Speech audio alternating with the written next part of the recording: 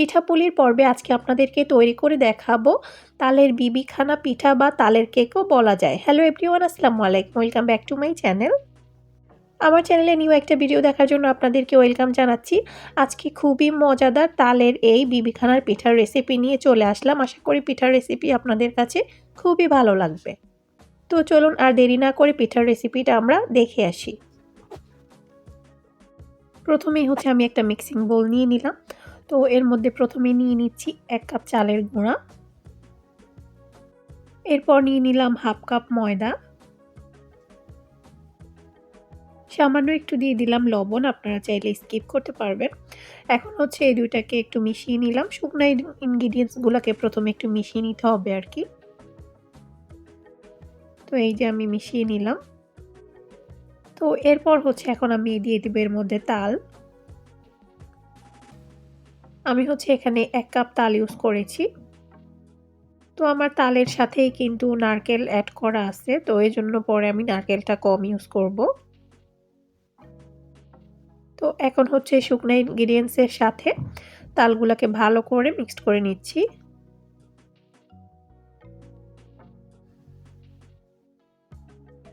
তো এই যে আমি এগুলাকে ভালো করে মিক্সড করে নিব। এরপর আমি এটাকে রেখে দিব 10 থেকে 15 মিনিটের জন্য। তো এখন এটাকে ঢাকনা দিয়ে রেখে দিচ্ছি 10 থেকে 15 মিনিটের জন্য। 10 মিনিট পর এখন ঢাকনাটাকে উঠিয়ে নিলাম। তো এরপর এখন বাকি ইনগ্রিডিয়েন্টস গুলা সবগুলো আমি এক এক করে এর মধ্যে দিয়ে দিব। প্রথমেই আমি এর মধ্যে দিয়ে দিচ্ছি চিনি। তো চিনিটা আমি এখানে আসলে মেপে দেই নাই। আপনারা যতটুকু চিনি পছন্দ করেন, মিষ্টি খেতে পছন্দ করেন ততটুকুই দিবেন। আমি যতটুকু খেতে পছন্দ করি ততটুকু দিয়েছি। এরপর গুঁড়া দুধ দিয়ে দিলাম 2 চামচ। এরপর আমি অল্প কিছুটা নারকেল দিয়েছি, যেহেতু আমার তালের সাথে নারকেল ছিল। আপনাদের যদি তালের সাথে নারকেল অ্যাড করা না থাকে সেক্ষেত্রে আপনারা 1 কাপের মতো নারকেল ইউজ করবেন। হাফ চামচ দিয়ে দিলাম এখন বেকিং পাউডার। তো এরপর এখন আমি এর মধ্যে দিয়ে দিচ্ছি তেল। তেল আমি এখানে 1 টেবিল স্পুন ইউজ করেছি। এরপর দিয়ে দিচ্ছি মিল্ক। তো মিল্ক এখানে আমি ইউজ করেছি 2 টেবিল চামচের মতো। এরপর দিয়ে দিচ্ছি একটা ডিম।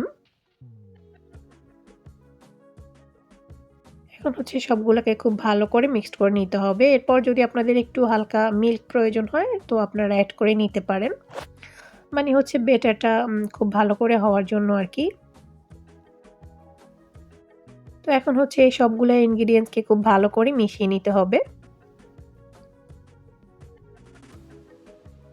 তো দেখতেই পাচ্ছেন কিরকম টাইপের একটা বেটার হয়েছে। তো এই যে আমি দেখিয়ে দিচ্ছি কিরকম টাইপের হয়েছে। এভাবেই আমি রেখে দিয়েছিলাম আরও 10 মিনিটের জন্য। এরপর আমি একটা মোল্ড নিয়ে নিয়েছি। তো মোল্ডের মধ্যে আমি একটা বেকিং পেপার দিয়ে দিয়েছি। এরপর আমি এখন বেটারটা দিয়ে দিচ্ছি।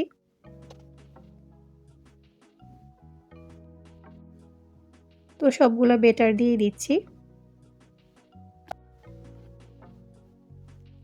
তো এই যে নেওয়া হয়ে গিয়েছে। আপনারা অবশ্যই এভাবে এই রেসিপিটা ট্রাই করে দেখবেন। এটা খেতে কিন্তু অনেক বেশি মজার হয়। তো বেটারটা নিয়ে নেওয়ার পর আমি একটু টেপ করে নিচ্ছি যেন ভিতরে কোনো বাতাস ঢুকে না থাকে। এরপর এর উপরে কিছু ফ্রেশ নারকেল দিয়ে দিচ্ছি।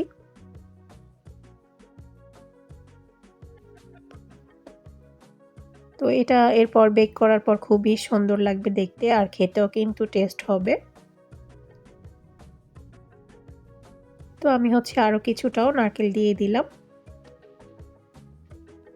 তো এরপর আমি এটাকে বেক করতে নিয়ে যাব। এরপর আমি একটা পাতিলের মধ্যে পানি দিয়ে দিয়েছিলাম। এরপর একটা স্ট্যান্ড বসিয়ে দিয়েছি। তো এর উপরে আমি এখন কেকের মোল্ডটা দিয়ে দিলাম। কেক বলেন, পিঠা বলেন। তো এরপর আমি একটা ঢাকনা দিয়ে দিলাম। এখন এটাকে বেক করে নিব। 20 থেকে 25 মিনিট পর এখন আমি চেক করে নিব যে এটা হয়েছে কিনা। বেশি আসলে এর থেকে টাইম লাগে না। তো আমি একটা টুথপিক ঢুকিয়ে দেখেছি। তো এটা কিন্তু মোটামুটি হয়ে গিয়েছে। আমি আরও হচ্ছে ৫ মিনিটের মতো এটাকে বেক করে তারপর হচ্ছে চুলা থেকে নামিয়ে নিব। তো এই যে আমি হচ্ছে এটাকে চুলা থেকে নামিয়ে নেওয়ার পর ঠান্ডা হওয়ার জন্য রেখেছিলাম। তো এখন কিন্তু এটা ঠান্ডা হয়ে গিয়েছে। আমি হচ্ছে এটাকে এখন আনমোল্ড করে নিব। তো এইজন্য হচ্ছে চারপাশ দিয়ে একটু ছুরি দিয়ে করে নিচ্ছি যেন তাড়াতাড়ি এটা বের হয়ে যায় আরকি। এরপর হচ্ছে একটা প্লেটের মধ্যে এখন নিয়ে নিব।